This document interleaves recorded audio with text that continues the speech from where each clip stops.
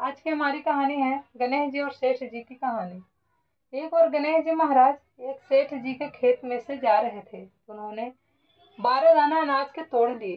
फिर गणेश जी के मन में पछतावा हुआ कि मैंने तो सेठ जी के यहाँ चोरी कर ली। तो गणेश जी ने सेठ जी के 12 साल की नौकरी करने लग गए।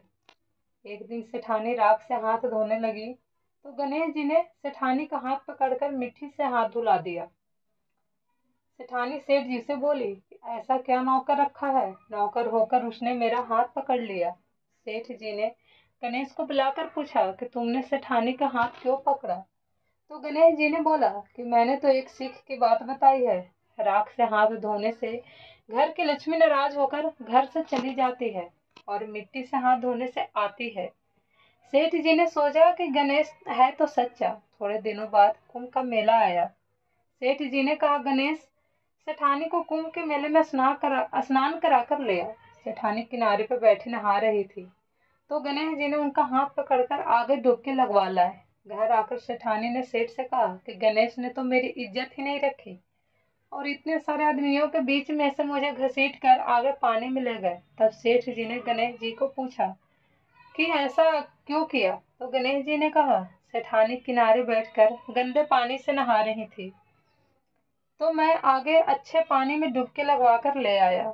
इससे अगले जन्म में बहुत बड़े राजा और राजपाट मिलेगा। सेठ जी ने सोचा कि गणेश है तो सच्चा। एक दिन घर में पूजा पाठ हो रही थी, हवन हो रहा था। सेठ जी ने गणेश को कहा कि जाओ सेठानी को बुलाकर ले आओ। गणेश जी सेठानी को बुलाने गए तो सेठानी काली चुनरी ओढ़कर चलने लगी। तो गणेश जी ने काली चुनरी फाड़ दी और कहा कि लाल चुनरी ओढ़ के चलो। सेठानी नाराज होकर सो गए। सेठ जी ने आकर पूछा, क्या बात है।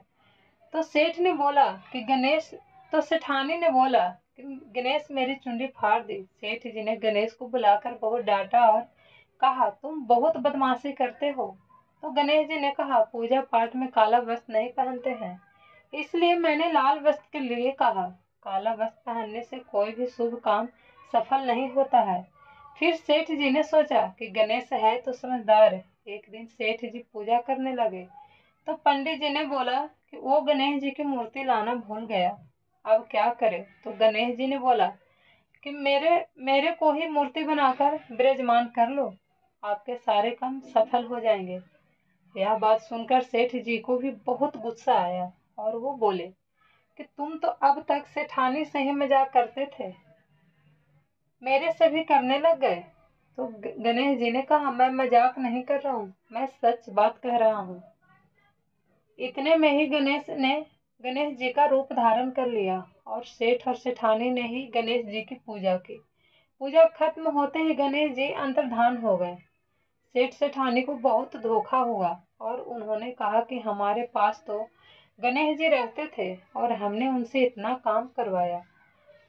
तो गणेश जी ने सपने में आकर सेठ जी को कहा कि आपके खेत में से मैंने 12 अनाज के दाने तोड़ लिए थे, उसी का दोष उतारने में आया। अगर आपको ये कहानी पसंद आए तो मेरे चैनल को लाइक एंड सब्सक्राइब जरूर कीजिएगा। Thank you so much.